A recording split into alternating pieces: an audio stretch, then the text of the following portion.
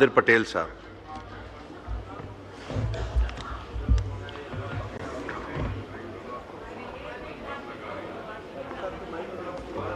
नहीं है तो फिर माइक खुलेगा। शुक्रिया सर। औज़ुबिल्लाहि मिनश शैतानिर रजीम, बिस्मिल्लाहिर रहमानिर रहीम। बहुत शुक्रिया स्पीकर साहब। आज जब मैं आपकी तवज्जुह से असेंबली के माइक पर कुछ बातें करूंगा तो हस्बे रिवायत मुझे सबसे पहले तो शुरू करना चाहिए लीडर ऑफ अपोजिशन की मुबारकबाद से, जो कि मैं वैसे भी उनको मेरे साथ कल कराची एक ही फ्लाइट पर तशरीफ़ लाए तो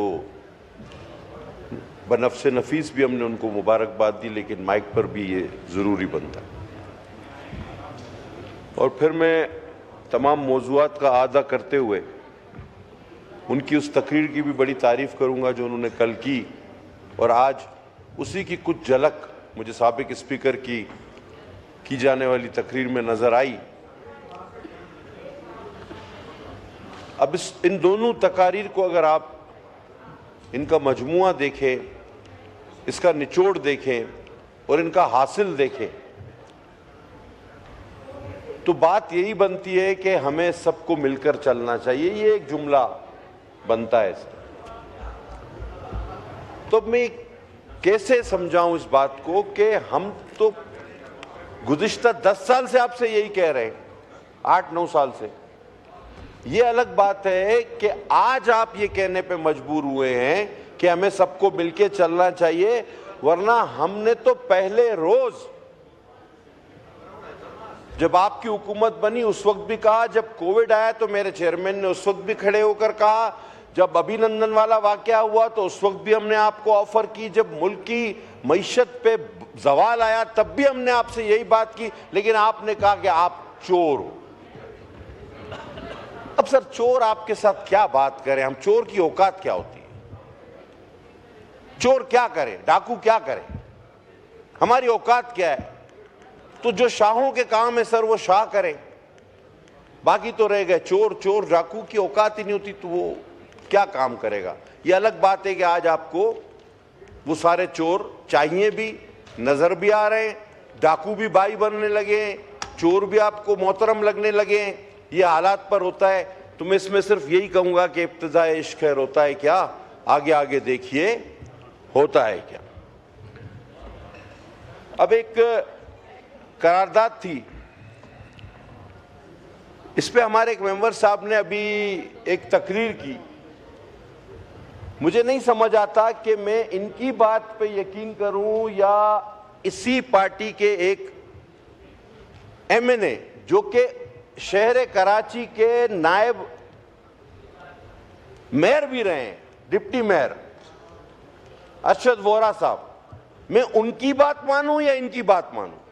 मुझे समझ में बिल्कुल नहीं आ रहा। ये आपस में फैसला करके तकरीर किया करे ना, आपस में अपनी पार्टी की मीटिंग करके कि भाई मैं ये बात करूंगा तुम ये बात करना।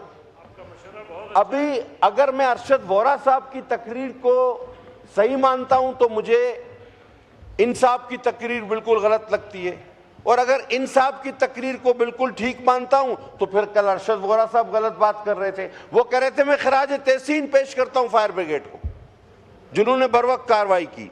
वो कह रहे थे मैं खराज तहसीन पेश करता हूं वाटर बोर्ड को जिन्होंने इतने इतने इतने टाइम में ये काम किया, ट्रैफिक के मसाइल, उन्होंने तो सारा इस हादसे को। सर, हम सबको इंतहाई अफसोस है,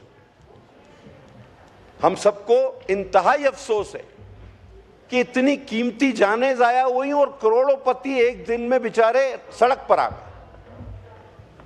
अब आप कहते हैं जिम्मेदारी, आइए अब शुरू करते हैं जिम्मेदारी। क्या 1947 में कराची यही था? The answer is no. अब आए जिम्मेदारी पे चलते, शुरू करते हैं। कराची का पहला मेयर मैं तालिब इल्म था, अब्दुल सत्तार अफगानी 2 बार 5-5 साल मेयर बना, 10 साल जमाते इस्लामी कराची पे राज करती है, 10 साल। उसके बाद आगे बढ़े, लिसानी बुनियादों पे तकसीम की गई, जमातें बनी, कत्लो गरी के बाजार गर्म हुए। मेयर जो आज बार बार मासूमियत का इजहार करते हुए खिताब कर रहे थे, वही साहब बने 10 साल। बाबूभाई, हम तो बाबूभाई कहते हैं प्यार से, उन्हें, हमें बड़ा प्यार है उनसे। और वो तकरीर ऐसे करते हैं जैसे कि वो कराची या पाकिस्तान में आए हुए उन्हें हफ्ता हुआ हो, और वो बड़े हैरान है इस मुल्क और शहर को देख के, जबकि हकीकत यह कि वो 10 साल वही आदमी कराची का मेयर रहा है। अब 10 और 10 हो गए 20। अब आगे चले, आइए, अब फिर आगे जनाब, फिर जमाते इस्लामी, नेमतुल्लाह खान। आज जमाते इस्लामी सदका लेती है, चंदा लेती है, फितरा लेती है, खाले तो सारे ही उतारते, वो खाले भी लेती है, और सारे पैसे कराची पे बैनर पोस्टर लगाने पे खर्च कर देती है। कहती है निजाम बदल दो। अरे क्या, हम कहते हैं भाई ये काम ही बदल दो, ये काम ही गलत है। अब 25 साल हो गए नेमतुल्लाह साहब को मिला के, अब और 5 साल चले। कौन था? हमारे इसी जमात के इंतहाई मोहतरम वफाकी वजीर साहब, वो मेयर कराची थे। फिर कौन था? एक और भाई जो मेरे साथ एक नाजायज केस में बंद भी हुए, वसीम अख्तर साहब, 5 साल वो थे। तो 35 साल, कितने? 35 साल इन दो जमातों ने,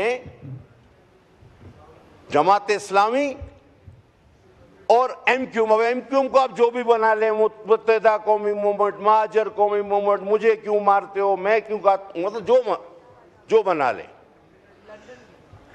और फिर लंदन, फिर पीराबाद, फिर हैदराबाद, फिर बहादुराबाद, फिर पता नहीं क्या कुछ।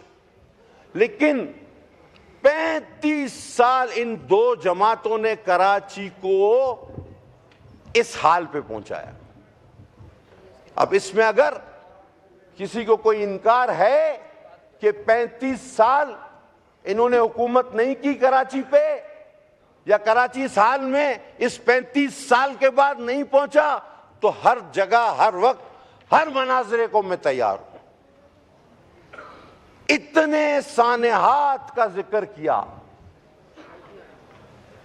आग यहां लगी इतने लोग मरे, आग यहां लगी इतने लोग मरे, आग यहां लगी इतने लोग मरे।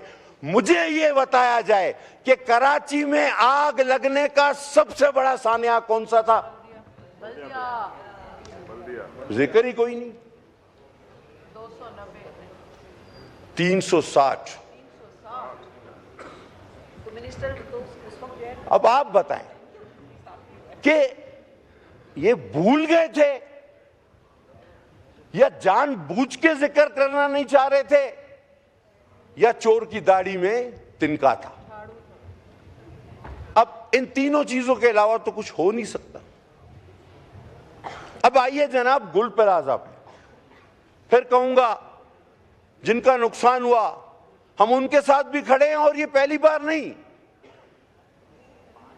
पूरा पाकिस्तान गवाह हो ना हो, कराची गवाह है कि इससे पहले टिम्बर मार्केट में लगने वाली आग, जिस तरह हुकूमत सिंध ने फुल कंपनसेट किया, पाकिस्तान की तारीख में ऐसी मिसाल कहीं नहीं।